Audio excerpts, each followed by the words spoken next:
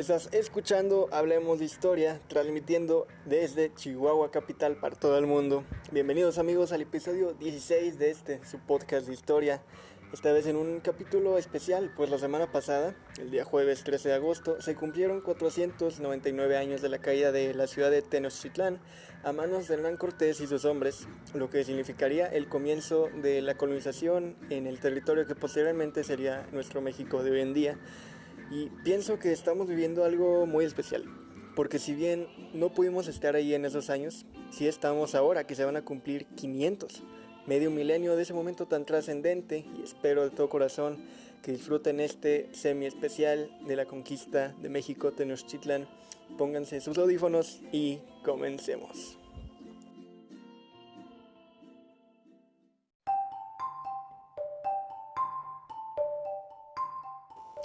Antes de comenzar este episodio me gustaría que hiciéramos un ejercicio de reflexión.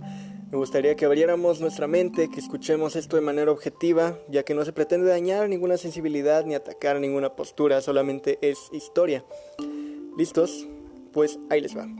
Corría el año de 1485 y en Medellín, municipio de Badajoz, provincia de Extremadura, en España, en ese entonces Reino de Castilla, nacía Hernán Cortés de Monroy y Pizarro Altamirano, mejor conocido solo por Hernán Cortés.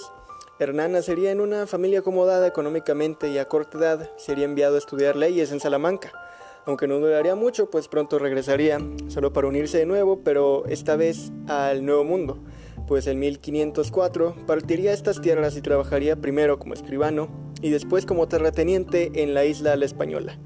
En 1511 llegaría a Cuba junto con Diego Velázquez, quien le nombraría alcalde de Santiago. Sí, esa ciudad que 400 años después tomaría Fidel Castro en triunfo de la revolución. Ya para 1518, Velázquez lo pondría al mando de una expedición a las costas de Yucatán, un nuevo territorio al que habrían arribado unos cuantos españoles. Pero a pesar de esto, el gobernador Velázquez desconfiaba de Hernán, a quien ya había encarcelado en una ocasión acusado de conspiración, y decidió relevarle el encargo antes de partir, pero este pensó más rápido y se apresuró a embarcarse.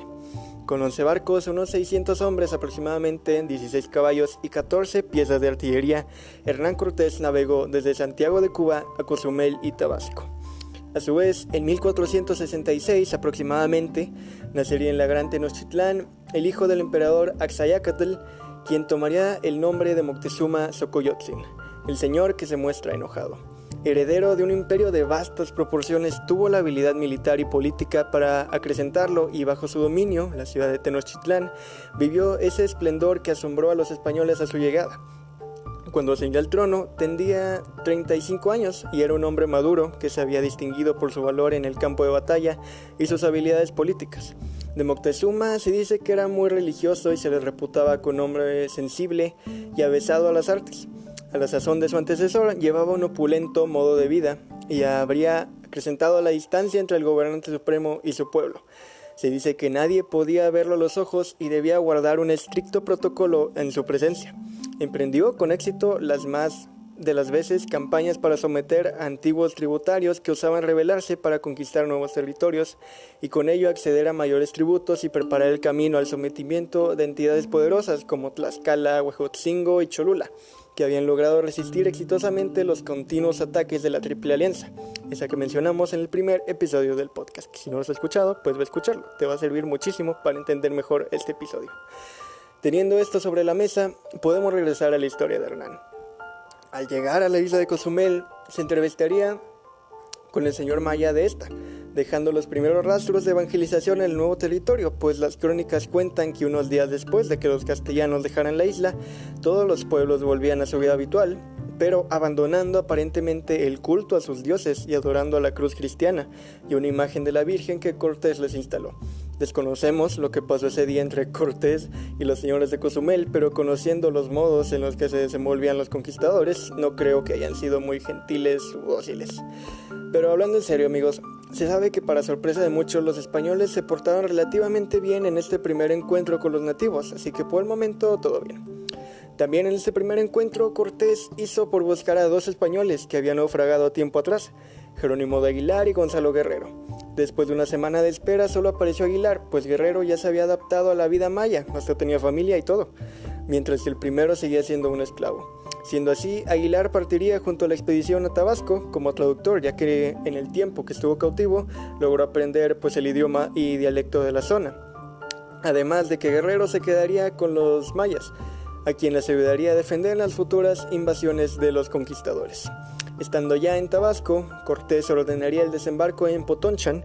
Sin embargo, los mayas chontales de esa zona les pidieron que se retirasen, pues no tenían suficiente espacio para alojarlos, a lo que el español se negó y aún así ordenó el desembarco y exigió que se les diera comida, agua y alojamiento, a lo que se siguieron negando hasta que terminó por estallar la batalla de Centla, el primer gran enfrentamiento entre españoles e indígenas en la futura Nueva España.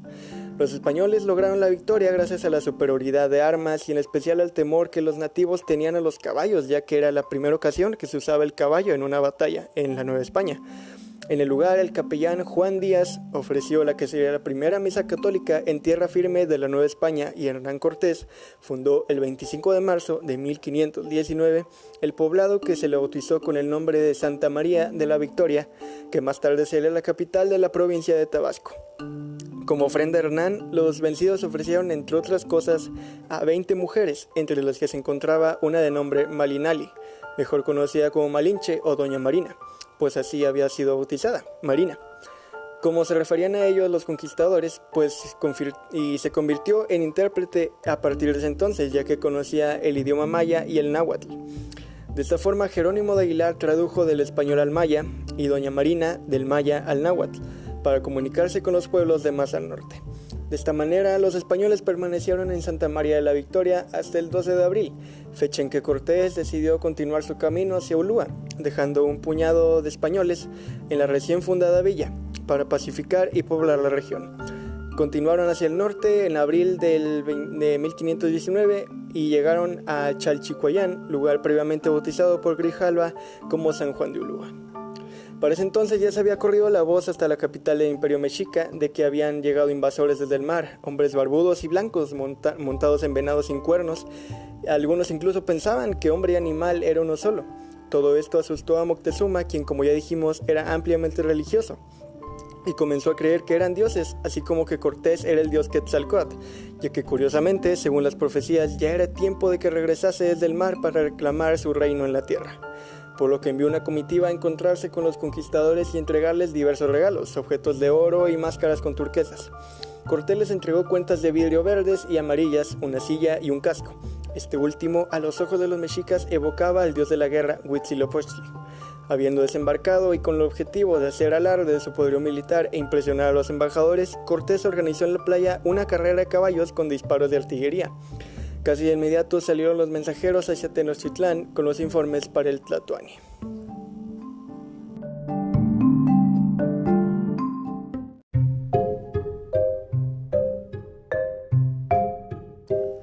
Tan pronto recibió las noticias de lo que sucedía en la costa, Moctezuma quedó impresionado. Ya no estaba convencido del regreso de Quetzalcóatl, incluso pensó que podría tratarse de su hermano Tezcatlipoca o Huitzilopochtli. Asustado, el Tlatoani envió mensajes con evasivas diciendo a los españoles que les resultaría imposible recibirles en Tenochtitlán. Les sugirió marcharse lo antes posible y envió nuevamente ricos presentes. Sin embargo, la respuesta de Tlatoani solo aumentó exponencialmente la codicia de los soldados. Cortés y sus hombres se dieron cuenta que la riqueza del imperio era inmensa, que los pueblos sometidos resentían la dominación mexica, por lo que decidió avanzar hacia el interior del territorio. Llegando a este punto, debemos decir que, amigos, los conquistadores que llegaron ese 1519 no eran intelectuales, no eran guerreros y caballeros finamente entrenados, no eran letrados, ni mucho menos, al menos no la mayoría. Eran hombres de a pie, algunos sin un quinto, que llegaron a España buscando enriquecerse o empezar una nueva vida, casi todos buscando una sola cosa, que era el oro y solo el oro. Sí, después llegaron sacerdotes, personas letradas, estudiadas y toda la cosa, pero quienes llegaron en esas primeras expediciones eran casi únicamente hombres con la única intención de hacerse ricos. Pero bueno, todo esto lo hablaremos al final del programa. Prosigamos. Después de fundar la Villa Rica de la Veracruz entre el 5 y el 10 de julio de ese mismo año, 1519, Cortés se dirige a Zempoala y pueblos totonacas aledaños, quienes eran tributarios de los mexicas, y quienes ya habían conocido a Juan de Grijalva, por lo que el señor de Zempoala, Chicomacatl, lo recibiría amistosamente.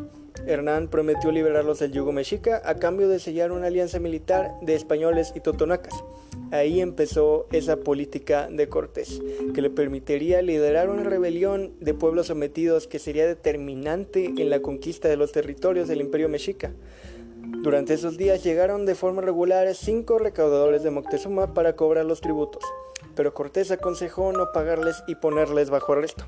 Con temor, los totonacas siguieron el consejo. A su vez hizo un juego de falso teléfono descompuesto, pues liberó una parte de esta comitiva a la vez de fingir que no sabía que los totonacas los habían detenido, así como también secuestró a los restantes. Además envió un falso mensaje de paz a Tenochtitlán, prometiendo ayudarlo a someter a los, entre comillas, alzados.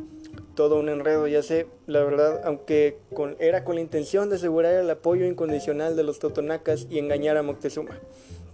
Días más tarde llegó una segunda embajada de Moctezuma con regalos y agradeciendo el apoyo que ofrecía Cortés para someter a los otra vez entre comillas alzados.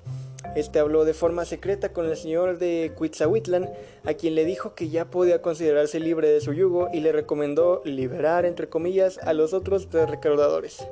La comitiva regresó inocentemente feliz a Tenochtitlán con los recién liberados, y con el paso de los días 30 pueblos totonacas se reunieron en Zempoala para sellar la alianza y marchar juntos a la conquista de Tenochtitlán, ofreciendo un gran número de portadores para transportar la artillería de los europeos, además de aportar 1.300 guerreros a la expedición de Cortés. El acuerdo se realizó sobre la base de que una vez derrotados los mexicas, la nación totonaca sería libre. Las ciudades de Zempoala y Cuitzahuitlán fueron bautizadas respectivamente como Nueva Sevilla y Archidona, pero dichos nombres no tuvieron pegue y no trascendieron. Poco antes de partir de la zona costera se suscitó un conato de deserción.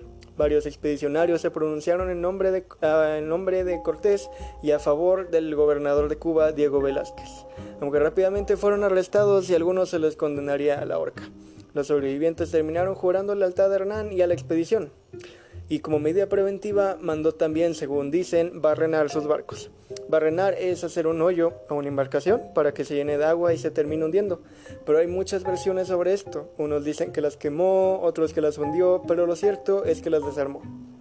Una parte se quedaría con la expedición y otra con los asentados en Veracruz. Y así, el 16 de agosto de 1519, Cortés, con el resto de los españoles y un gran contingente de aliados totonacas, comenzó a marchar hacia la Ciudad de México. Al inicio, la trayectoria de los conquistadores no fue fácil. Pasaron por Izcalpan y después por Jalapa, donde fueron bien recibidos, así como por Xicomicalco. Cruzaron la Sierra de Puebla por el Cofre de Perote, con abastecimiento muy limitado de agua. Se dirigieron hacia el norte, pasando por los poblados de Alto Tonga, Xalanquingo, Teotitlán, hasta llegar a Sautla, donde fueron recibidos por el gobernante local, Olintetl. Cuando este fue cuestionado para saber si era tributario de los mexicas, su respuesta fue: ¿acaso existe alguien que no sea vasallo de Moctezuma?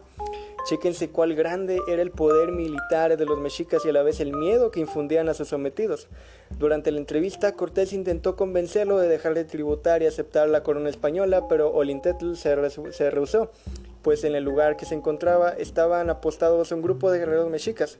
No obstante, los españoles fueron bienvenidos y hospedados. El señor de Ixtlamaxitlán, quien también era vasallo de Moctezuma, envió una invitación a los españoles y trató de convencerlos de seguir su ruta hacia Cholula para evitar el cruce por territorios tlaxcaltecas, pero los totonacas advirtieron a Cortés que una posible emboscada y le propuso enviar mensajeros a los dirigentes tlaxcaltecas para conformar una alianza en contra de los mexicas. Cortés, convencido de la fidelidad de los totonacas, siguió el consejo y prosiguió el itinerario preestablecido. Ahora, tenemos que recapitular un momento hacia el primer episodio. Tlaxcala era una confederación de ciudades-estados unidas en una república gobernada por los integrantes de un senado. Tenochtitlán, como ya vimos, estaba organizado de forma similar a un imperio. Desde 1455 el poderío mexica estaba conformado sobre la base de una triple alianza cuyos integrantes eran los mencionados señoríos de Texcoco, Tlacopan y Tenochtitlán. Sin embargo, este último ejercía la hegemonía del poder, como ya hemos visto. En esos años, ambas confederaciones, tlaxcaltecas y tenochas, rivalizaron y comenzaron las guerras floridas en contra de Huejotzingo, Cholula y Tlaxcala, cuyo objetivo principal, como ya sabemos, era la captura de prisioneros. Sabiendo esto, Cortés, al territorio de Tlaxcala, llegó al mando del ejército totonaca y español, el cual era numéricamente muy inferior con respecto a la densa población de Tlaxcala, que se conformaba por los Pinome, los otomíes y el senado de Tlaxcala. Este ya estaba enterado de los españoles y cuando recibieron los mensajeros se reunieron para deliberar la propuesta de Cortés. Debemos decir que al igual que los mexicas, los tlaxcaltecas consideraban a los españoles como semidioses, pues las noticias al respecto de sus caballos y sus armas los habían impresionado.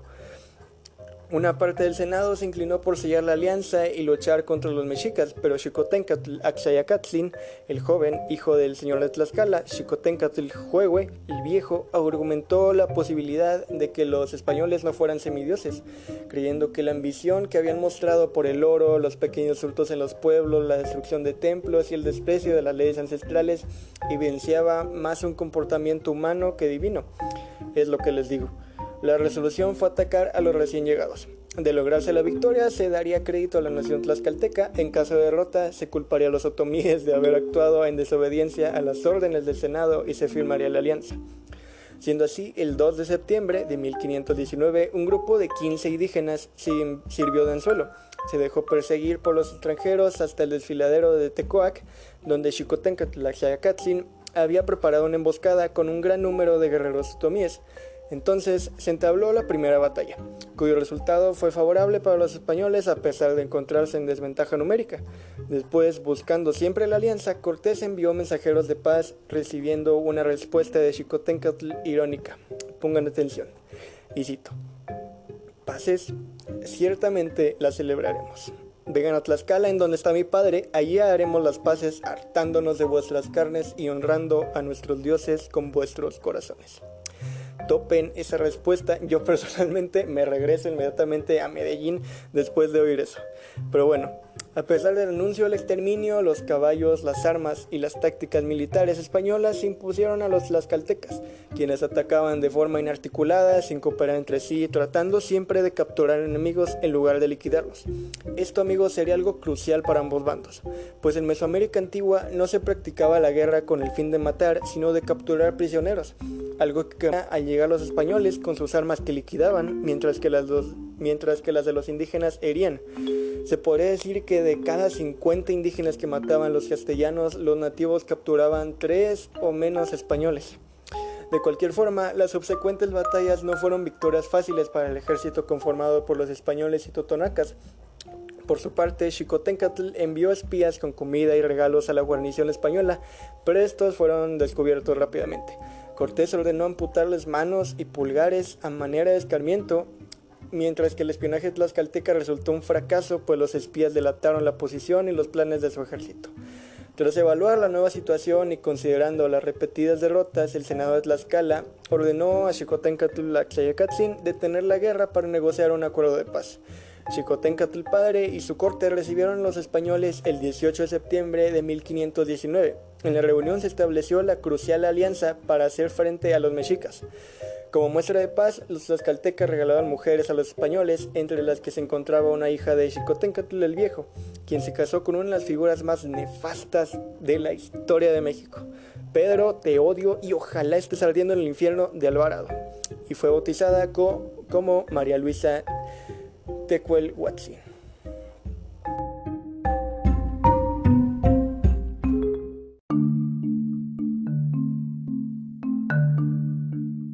Antes de dirigirse a la Ciudad de México, Cortés llega a Cholula, a unos 30 minutos de lo que hoy es Puebla de Los Ángeles.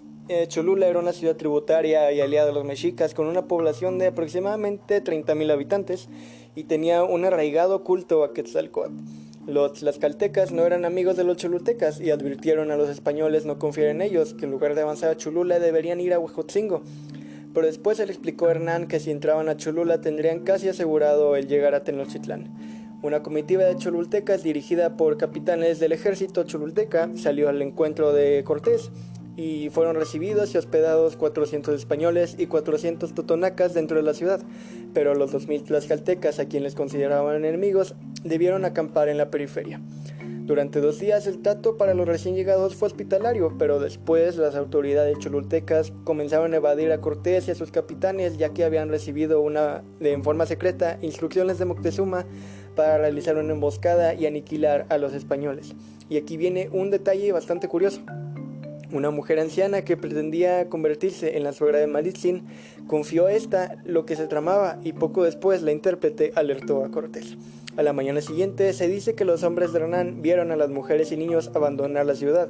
En vista de esto, Hernán mandó a capturar a los señores de Cholula y sabiendo lo que se vendría, los ejecutó y acto seguido ordenó acabar con toda persona que se viera.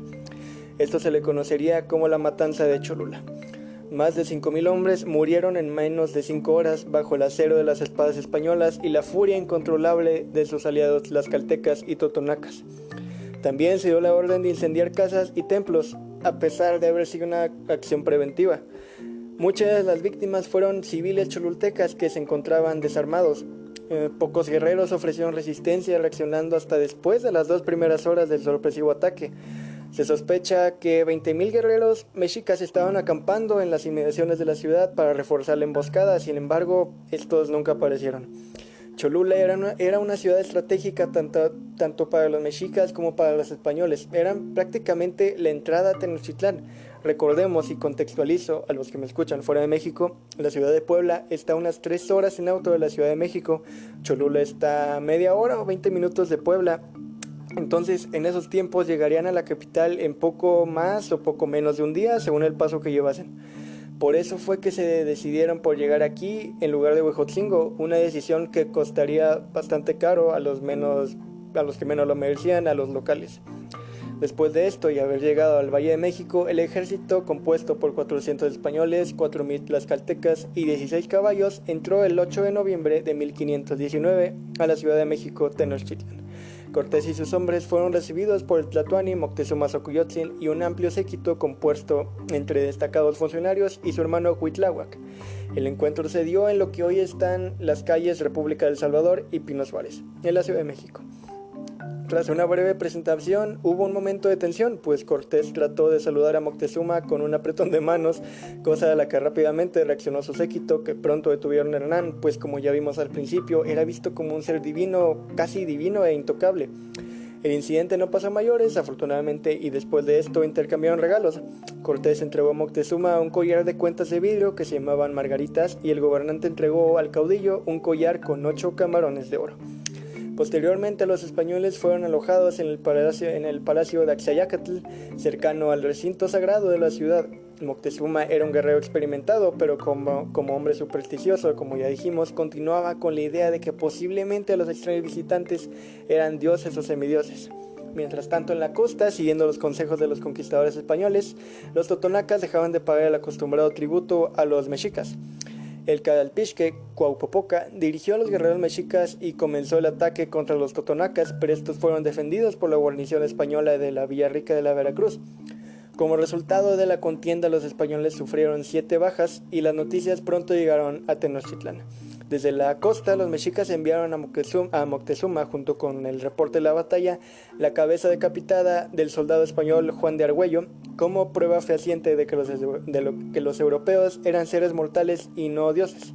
El Tlatoani, aterrado al ver la cabeza, prohibió las acciones militares y pidió mantener en secreto la noticia. De la misma forma, mensajeros totonacas informaron los mismos sucesos a Cortés. Y esto, amigos, es algo que me parece totalmente ridículo, irónico, redundante y falso, y a la vez una de las razones por la que debemos no solo saber la historia, sino estudiarla. ¿No les parece raro que Moctezuma, un gobernante del pueblo sanguinario que sacrificaba constantemente para sus dioses, se haya horrorizado de ver una cabeza humana? Teniendo en la plaza del Templo Mayor un zompantli, que eran columnas de cabezas humanas apiladas y atravesadas por un palo que pertenecieron a los sacrificados. O sea, en serio, menciono esto como un ejemplo de por qué tenemos que cuidar lo que leemos y mantenernos abiertos a todo. Aguas, chavos, en fin. Durante la breve estancia, los españoles habían descubierto accidentalmente tesoros escondidos en una de las recámaras principales del suntuoso palacio de Axayacatl. Pero también habían valorado el posible riesgo de una emboscada por parte de los mexicas y por tales motivos decidieron someter a Moctezuma. El 14 de noviembre, Cortés tomó como pretexto los acontecimientos en la costa para arrestar a Tlatoani, exigiendo también castigo para los responsables. Sorprendido, Moctezuma negó haber ordenado el ataque y mandó a llamar a Cuauhpopoca, a los emisarios mexicas fueron acompañados por guardias de Cortés. A partir de ese momento, el Tlatoani fue vigilado por una escolta española. Cuando regresaron los emisarios, el Tlatoani otorgó el privilegio de juicio a Cortés. El proceso fue breve y se sentenciaron a morir en la hoguera Copopoca, su hijo, y 15 principales de los que participaron en la revuelta de Nautla en la costa. Para prevenir una sublevación, Moctezuma fue entonces sometido con grilletes y se le obligó a presenciar la ejecución. El pueblo mexica, en silencio y expectante, comenzó a dudar de su máximo dirigente por la sumisión mostrada. Este sería el principio del quiebre entre el emperador y su pueblo.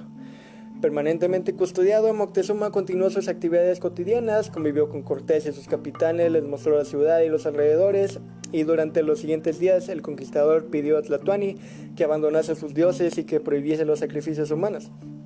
También averiguó los lugares de donde procedía el oro, y ante el asombro y disgusto de los sacerdotes mexicas, se derribaron las efigies de sus dioses, se impusieron imágenes cristianas y se celebró una misa en la cúspide del templo mayor. Pero no todo sería facilidad para Hernán. Diego Velázquez confiscó en la isla de Cuba los bienes de Cortés y de algunos de sus hombres. Organizó un ejército que constaba de 19 embarcaciones, 1,400 hombres, 80 caballos, 20 piezas de artillería y 1,000 auxiliares cubanos. Designó a Pánfilo de Narváez como capitán en órdenes secretas para arrestar o matar a Cortés.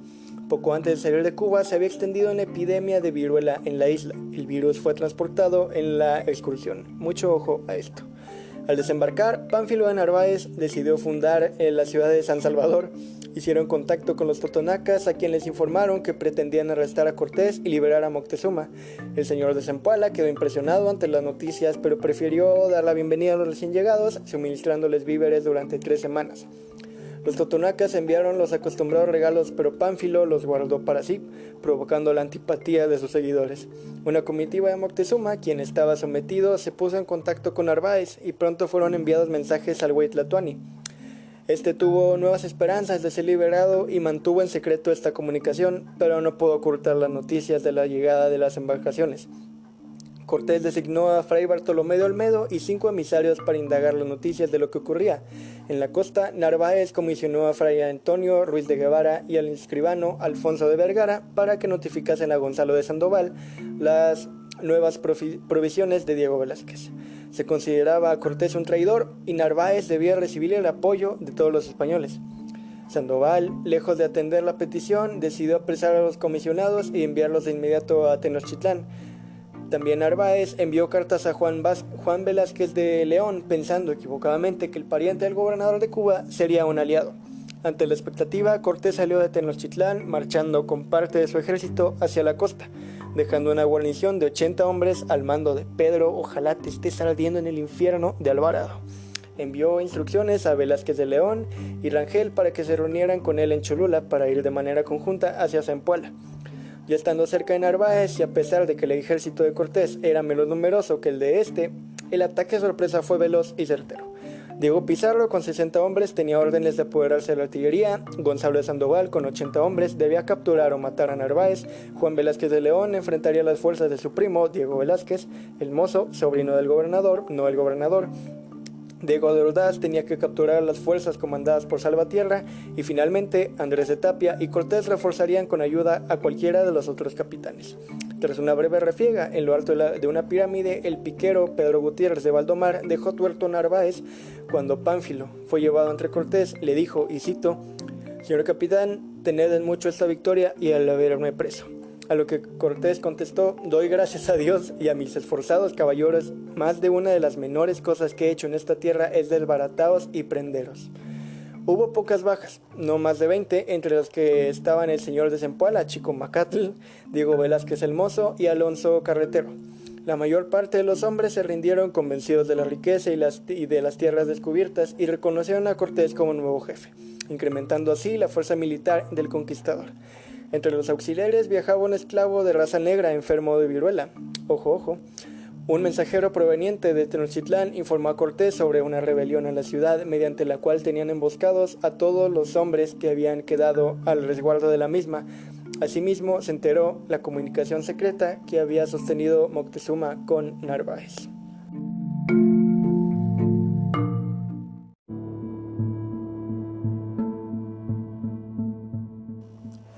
Lo que pasaba en la ciudad y la supuesta rebelión era que durante la ausencia de Cortés en Tenochtitlán se debía celebrar la ceremonia en honor del dios Huitzilopochtli. Los mexicas pidieron permiso a Pedro Teodio de Alvarado, quien otorgó el permiso correspondiente para llevar a cabo la fiesta del Toxcatl, la cual era un extenso ritual en donde se hacía una estatua de Huitzilopochtli. Sacerdotes, capitanes, así como jóvenes guerreros bailaban y cantaban desarmados. Alvarado, demostrando su poca cabeza, mandó a cerrar las salidas, pasos y entradas al patio sagrado, y entonces comenzó la masacre. Según las crónicas, y cito, dieron un tajo al que estaba tañendo el tambor. Le cortaron ambos brazos y luego lo decapitaron. Lejos fue a caer su cabeza cercenada. Otros comenzaron a matar con lanzas y espadas. Corría la sangre como el agua cuando llueve y todo el patio estaba sembrado de cabezas, brazos, tripas y cuerpos de hombres muertos. Fue una gran pérdida porque los asesinados eran los dirigentes que se habían educado en el Calmeca, los veteranos de guerra, los calpiches, los demás intérpretes de códices, en fin, la presencia de los extranjeros ofendía al pueblo de Tenochtitlán, pero era tanto el respeto que tenían por la figura del Tlatoani que nadie se había atrevido a contradecirlo. La matanza del Templo Mayor provocó una enorme indignación y con toda razón, y los mexicas se lanzaron en contra del palacio de Axayácatl. Moctezuma pidió al jefe de armas de Tlatelolco calmar a la población enardecida con un discurso en el que pedía a los tenochas y tlatelolcas no combatir contra los españoles. La rebelión a este punto ya no pudo ser detenida. La población, ofendida por la actitud del Tlatoani, gritaba: "Ya no somos tus vasallos". Además, se encontraban irritados por el ataque alevoso a sus capitanes. Sitiaron el palacio durante más de 20 días, donde los españoles se trincheraron, llevando con ellos a Moctezuma y a otros jefes. De regreso a la ciudad y tras un enfrentamiento en Iztapalapa, Cortés pudo reunirse con sus compañeros en el palacio de Axayácatl, desde el que se defendían de constantes ataques. Después de estos sucesos ocurrió la muerte de Moctezuma Xocoyotzin. Fernando Alba de Ixtlilxóchitl afirma que fueron los españoles quienes asesinaron a Moctezuma por heridas de espada, cosa que niegan los cronistas españoles, obviamente. Bernal Díaz del Castillo dice que Moctezuma subió a uno de sus muros del palacio para que hablara con su gente y los tranquilizara. Sin embargo, la multitud enardecida comenzó a arrojar piedras, una de las cuales hirió a Moctezuma de gravedad durante su discurso. Moctezuma fue llevado al interior, pero falleció 3 días después a causa de las heridas en su cuerpo. Y el de Itztlacuauhtzin, el señor de Tlatelolco, fueron llevados fuera del palacio por 2 sirvientes del Tlatoani y arrojados a una acequia. Fue así que caería el gran emperador mexica, quien prácticamente de un momento a otro pasó a ser de la máxima autoridad a un patiño de Hernán Cortés. Un triste final para una figura tan enigmática de la historia. La convivencia entre Moctezuma y Cortés ya había creado un vínculo de amistad, se dice. El Tlatoani, antes de morir, pidió a Cortés que favoreciese a su hijo de nombre Chimalpopoca. El palacio quedó cercado, sin agua ni alimentos, y el consejo eligió como nuevo Tlatoani a un hermano de Moctezuma, Cuitláhuac, quien desde un principio, al igual que Xicoténcatl, dijo que no estaba de acuerdo con el trato que se les daba a los invasores, por lo que al subir al trono declararía que no cesaría la guerra. En esas circunstancias, Cortés se vio forzado a abandonar la ciudad. Organizó el escape ordenando cargar la mayor cantidad de oro posible. Para impedir la huida de los españoles, los mexicas habían desmontado los puentes de los canales de la ciudad. Cortés utilizó las vigas del palacio de Axayácatl para improvisar puentes portátiles. Todo se dio la noche del 30 de junio de 1520. Los españoles ya habían fundido casi todo el oro, además de asegurar una quinta parte de este para entregárselo al rey Carlos I. Todo estaba listo, era en ese momento o nunca. Pero serían descubiertos por los mexicas, quienes en miles se lanzaron contra el contingente español y sus aliados, destruyendo a más de la mitad de este. Fue tal la masacre que se dice que después del combate, al ver cómo había quedado mermado su ejército, Cortés lloró bajo un árbol. A este episodio se le conoce como la Noche Triste. Ahora, debemos decir que si bien fue triste solo para los conquistadores, los mexicas no saldrían del todo airosos, pues también perdieron un enorme número de guerreros, aunque no los mismos que los españoles. El nombre de Noche Triste realmente no hace otra cosa más que demostrar que al final la historia la hacen quienes ganan.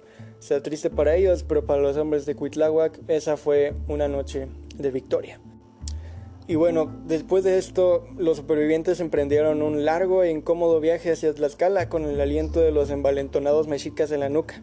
El 7 de julio de 1520 se produjo la decisiva batalla de Otumba, en las que decenas o incluso cientos de miles de combatientes mexicas y aliados asediaron ferozmente a los supervivientes españoles y tlaxcaltecas. La infantería española mantuvo una posición cerrada, protegiéndose con sus corazas, rodelas, picas y espadas de las durísimas embestidas mexicas. Gracias a los tlaxcaltecas, supo Cortés que matar al jefe de ejércitos y arrebatarle su estandarte real decidía la batalla entre los amerindios. Así que al grito de Santiago y cierra España, ordenó una carga de caballería para romper el cerco y lograr este objetivo.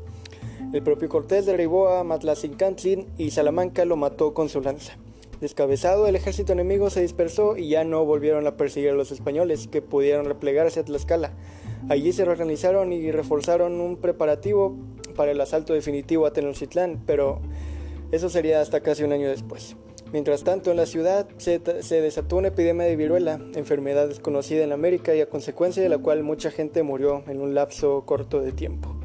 Como daño colateral, se presentó una hambruna en razón del desquiciamiento de los sistemas de abastecimiento. Cuitláhuac mandó reconstruir el templo mayor, reorganizó el ejército y lo envió al valle de Tepeaca. Intentó realizar alianza con los purépechas, pero estos se negaron a aceptarla. También fueron enviados emisarios con intenciones de sellar la paz con los tlaxcaltecas, pero estos se negaron rotundamente, obviamente. En noviembre de ese mismo año, Cuitláhuac murió de viruela, al igual que Tlatoani de Tlacopan, Totohuatzinquín.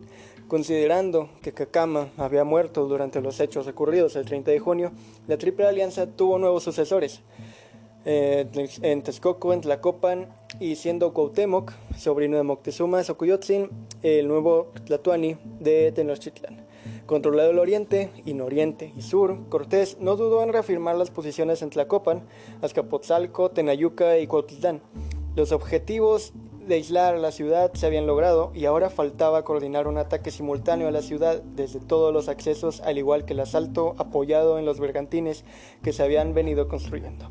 Cortés comenzó a reagrupar fuerzas, los bergantines estaban listos en Texcoco, solicitó hombres de Chalco, Tlamalco, envió mensajeros de Axicotencatl-Huehue y pidió refuerzos de Tlaxcala, Cholula y Huejotzingo. Entre los capitanes tlaxcaltecas viajaba Xicotencatl-Xayacatzin, el hijo, quien nunca había querido ser realmente aliado de Cortés, hay que decirlo.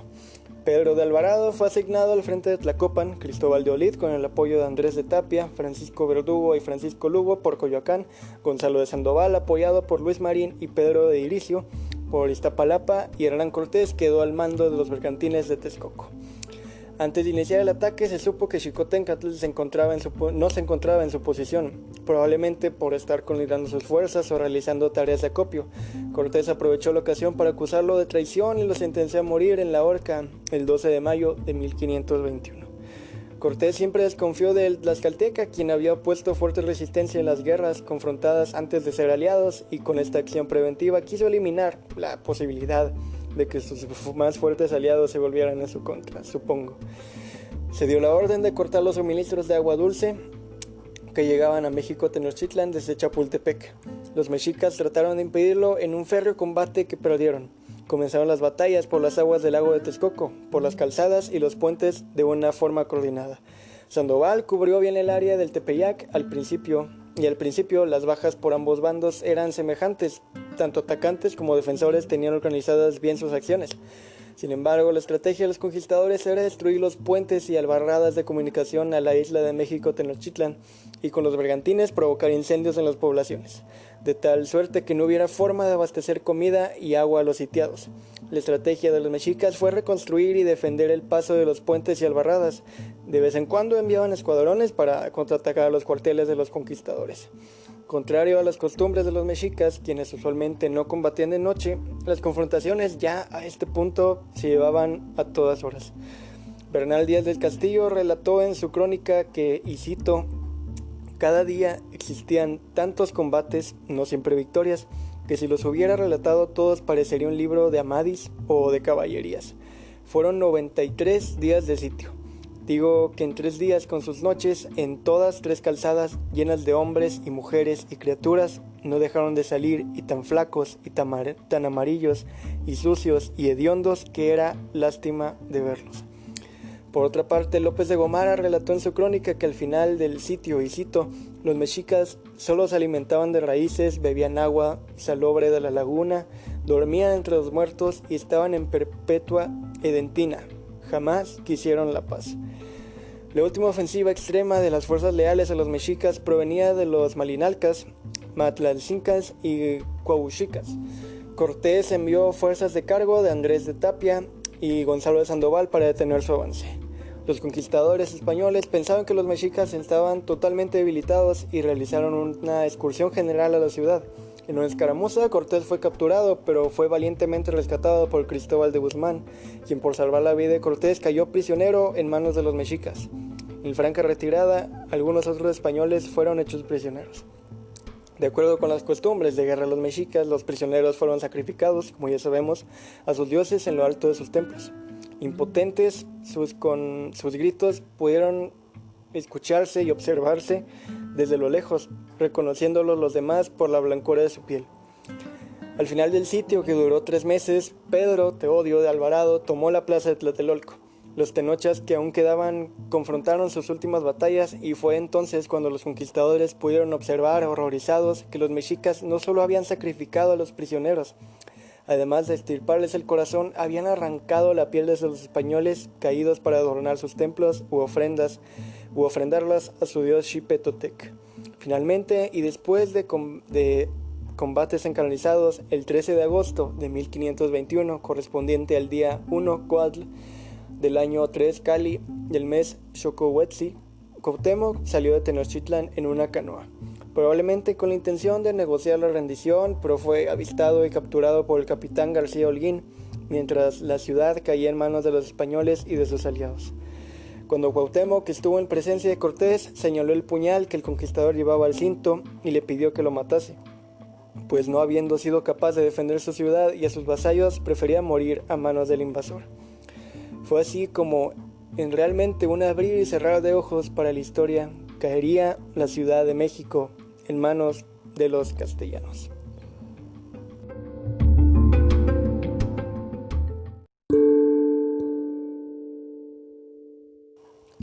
Como mencioné al principio del programa, la historia de México, pero sobre todo la conquista, es un tema que se tiene que tocar con pincitas y guantes, ya que levanta pasiones. Los mexicanos tenemos un dicho: se puede hablar de todo menos de política, religión y fútbol. Pero para mí se debería de agregar la conquista a ese dicho. Ahí tenemos el ejemplo de la Malinche, una figura que los que no saben de historia no la bajan de traidora, de vendepatrias, de zorra y de oportunista, hasta tenemos la palabra malinchista, que hace referencia a una persona que desprecia lo nacional por lo extranjero, siendo que la Malinche, que ni siquiera era su apodo, era el de Cortés, lo apodaban señor Malinche, el que siempre va con Malinche. Para empezar, ni siquiera existía una patria, un país, un México como lo conocemos hoy. Olvidamos que Mesoamérica no era un territorio unificado. Constantemente peleaban entre pueblos y los mexicas, por más que queramos defenderlos, aquí sí ni cómo ayudarles.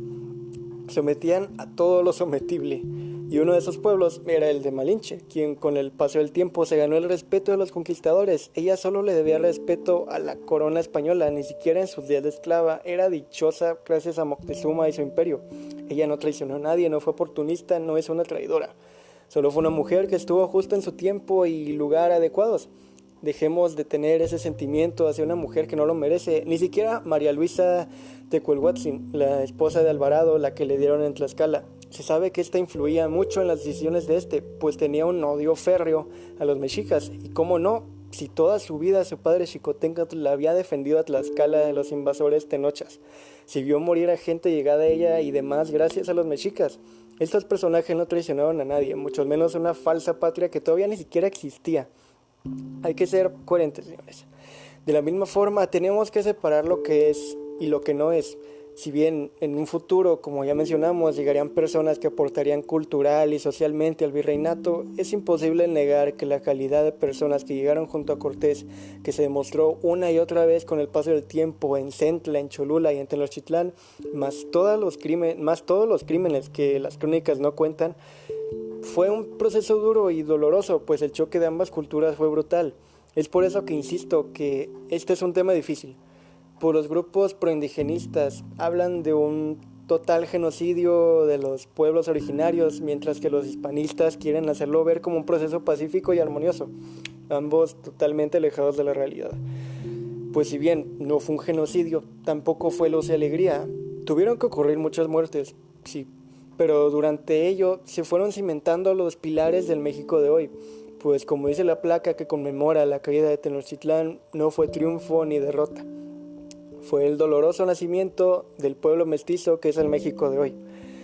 Yo personalmente prefiero observar la conquista como una fascinante y a la vez triste mezcla de dos mundos, como dos todos enfrentándose, como el humano contra el humano.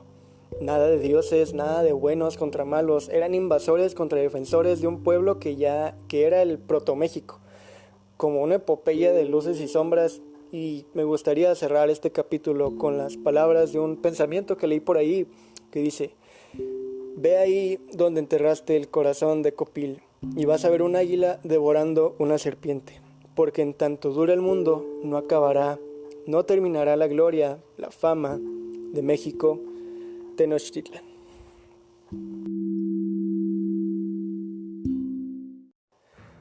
Y es así como termina el episodio 16 de Hablemos de Historia, en un semi especial de los 499 años de la caída de México, Tenochtitlan. Espero de todo corazón que te haya gustado, que hayas aprendido algo nuevo o aclarado tus dudas. No olvides seguirme en Spotify, en Google Podcast, en Apple Podcast, en Anchor o en donde quiera que estés escuchando esto. Recuerda que también estamos en Instagram, en donde me puedes encontrar como @hablemospodcast, podcast con doble T, donde estaré subiendo las imágenes de referencia para entender mejor qué episodio, y en Facebook como Hablemos de Historia. En fin, yo soy Alex Martínez, muchísimas gracias por haberme escuchado, nos vemos el siguiente episodio, podemos ir en paz. No olvides hacer tu tarea, ser feliz y recordar que debes recordar los recuerdos recordables. No sé qué significa eso. Cuídate mucho, bye.